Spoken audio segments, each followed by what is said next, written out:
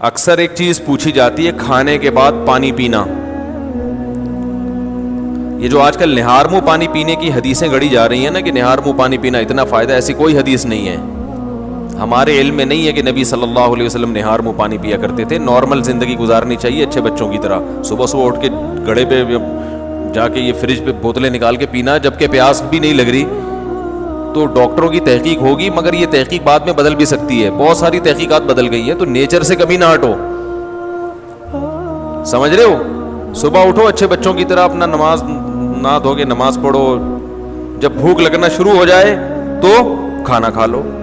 پیاس لگنا شروع ہو جائے تو بولو بھائی پانی پی لو. بس اس طرح ہنسی خوشی زندگی گزارو, اور تھوڑا ایکٹیویٹی رکھو, کوئی بھاگم دوڑم, کچھ چلت پھرت رکھو, فٹ فاٹ رہو گے انشاءاللہ. بھلا وجہ اٹھ کے پانی کی پانی چڑھا رہا ہے. کئی لوگ مبتلا ہو چکے ہیں اس میں.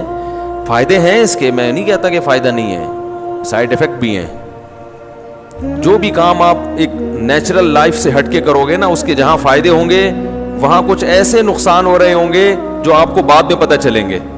اور بعض نقصان تو ایسے ہوتے ہیں جو پتہ ہی نہیں چلتے کہ یہ اس کی وجہ سے ہوئے ہیں. اس لیے نارمل اچھے بچوں کی طرح زندگی گزارنی چاہیے. کوئی بیماری ہو, اس بیماری میں ڈاکٹر بطور دوا کے تجویز کرے تو ٹھیک ہے. کوئی بیماری ہو گئی نا آپ کو, اس میں بطور دوا کے, بطور علاج کے, وہ ایک الگ چیز ہے, وہ ٹھیک ہے. لیکن نارمل آدمی کو, جوان آدمی کو ایسی ایکٹیویٹیز نہیں کرنی چاہیے. اچھے بچوں کی طرح سیدھا تمیز سے, جیسے اس کے باپ دادا زندگی گزارتے آئے تھے. جانوروں کو دیکھا کبھی صبح اٹھتے ہی پانی پی رہے ہو جا کے؟ صبح اٹھتے ہی سارے جانور, ان کو کیا چاہیے؟ بھوک لگنا شروع ہوتی ہے, کھانا کھاتے ہیں. تو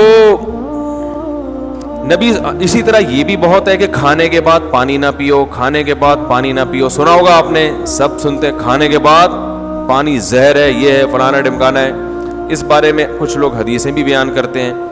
نبی صلی اللہ علیہ وسلم کی سیرت جب ہم دیکھتے ہیں تو آپ صلی اللہ علیہ وسلم نے کھانے کے بعد پانی پیا بھی ہے, عمل سے بھی ثابت ہوتا ہے کہ پانی پیا ہے.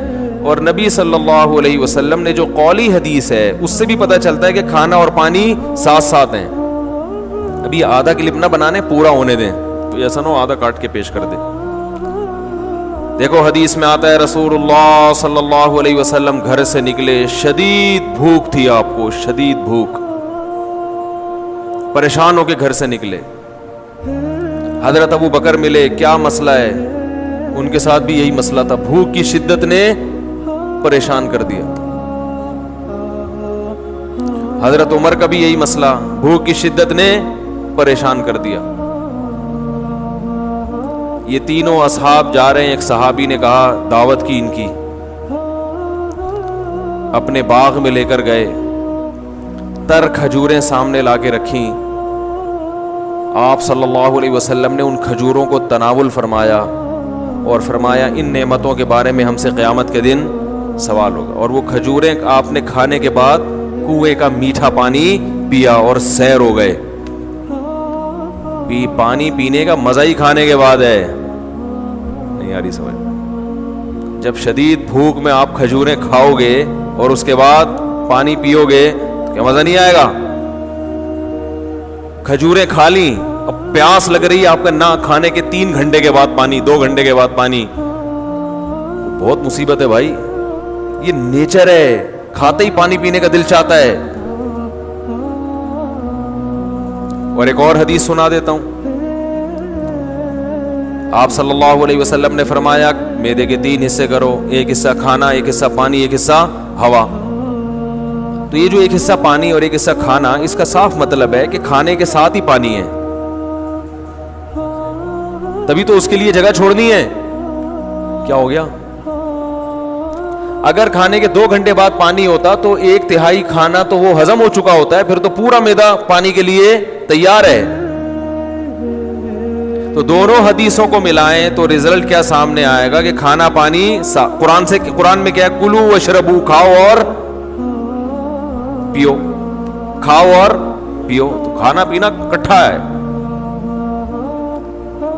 لیکن دونوں حدیثوں کو ہم ساتھ ملاتے ہیں. آدھی حدیث لوگ ہیں نا, آدھی نہیں لوگ, پھر مسئلہ خراب ہوگا. دونوں کو ساتھ ملاتے ہیں. ایک حدیث میں آ رہا ہے کھانے کے بعد آپ نے پانی پیا اور کھجور کے بعد, جس میں عام طور پہ منع کیا جاتا ہے, اور دوسری حدیث میں آ رہا ہے کہ 1/3 کھانا 1/3 سانس لینے کے لیے جگہ. اتنا بھر کے کھاتے ہیں کہ سانس ہی نہیں آ رہا ہوتا, وہ پھیپھڑوں کی جگہ نہیں مل رہی ہوتی پھولنے کے لیے. اور 1/3 پانی. تو پتہ یہ چلا کہ یہ پیشکش اس کے لیے ہے جو 1/3 کھانا کھاتا ہے. سمجھ میں آ رہی ہے بات؟ اتنا کھانا کھاؤ کہ پانی کے لیے جگہ ہو. آج کل جو منع کیا جاتا ہے کھانے کے بعد پانی سے, ان لوگوں کو شاید ڈاکٹروں کی مراد وہ لوگ ہوں یا سب لوگ ہی ایسا کر رہے ہیں, وہ یہاں تک کھاتے ہیں, اس کے بعد جب آپ پانی پیئیں گے تو وہ کھانا پھول جاتا ہے یا اور مسائل پیدا کرتا ہے, وہ جگہ بچتی نہیں ہے. اس سے نتیجہ کیا نکلتا ہے؟ بد ہضمی. تو وہ تھوڑا کھانا اگر کھایا جائے تو اس کے بعد پانی پینے میں کوئی حرج نہیں ہے, بلکہ فائدہ مند ہے, کیونکہ نبی نے جو کام کیا وہ نقصان دہ نہیں ہو سکتا. دوسری بات یہ کہ پانی کس قسم کا پینا ہے. ہمارے نبی نے جو پانی پیا وہ کنویں کا, وہ ایک نارمل ٹیمپریچر ہوتا ہے اس کا, اور ہمارے ہاں جو کھانے کے بعد پانی پیا جاتا ہے وہ فریج کا نکلا ہوا ٹھنڈا ٹھاٹ. سمجھ میں آ رہی ہے بات؟ اس سے معدے کا کیا ہو جاتا ہے؟ بیڑا غرق. یہ جو ہمارا معدہ ہے نا, یہ وائز گھومتا ہے ایسے, یعنی میرے لحاظ سے دیکھیں نا, یوں کر کے گھومتا ہے, آپ کے لحاظ سے یوں کر کے گھومتا ہے, یہ ایسے گھوم رہا ہوتا ہے یہ. تو جب آپ ٹھنڈی ٹھاٹ چیز پانی اس میں ڈالتے ہو تو اس کی جو گھومنے کی حرکت ہے وہ سست ہو جاتی ہے, اور وہ جو کھانا ہے وہ مختلف قسم کے کھانچوں میں پھنس جاتا ہے. ٹھیک ہے نا؟ جیسے ایک چیز گھوم رہی ہو نا, کوئی چکی ہے جو اپنے گھوم رہی ہے, پیس رہی ہے, تو ظاہر ہے فرق پڑتا ہے نا, اس کی رفتار سلو ہو جائے تو میدے کی رفتار ٹھنڈے ہونے کی وجہ سے کیا ہو جاتی ہے, تو اس سے قبض ہوتا ہے اور درجنوں بیماریاں پیدا ہوتی ہیں. تو پانی کھانے کے بعد پی سکتے ہیں آپ, بشرطے کہ کھانا آپ نے تمیز سے کھایا ہو اور پانی کا ٹیمپریچر بہت زیادہ کم نہ ہو, ٹھنڈا پانی نہ ہو. سمجھ رہے کہ نہیں سمجھ رہے؟